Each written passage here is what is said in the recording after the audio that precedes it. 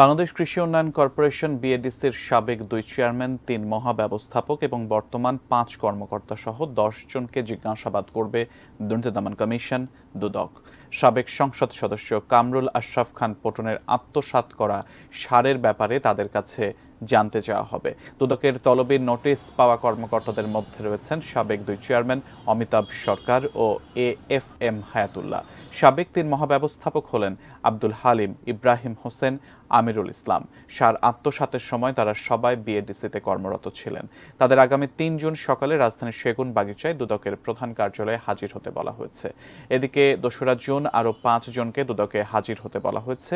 ৭২,০০০ ton সরকারি সার আত্মসাতের অভিযোগে দুদকের করা মামলায় বর্তমানে নরসিংদী ২ আসনের সাবেক এমপি ও পটন ট্রেডার্সের মালিক কামরুল আশরাফ খান পটন সহ ৫ জন কারাগারে আছেন।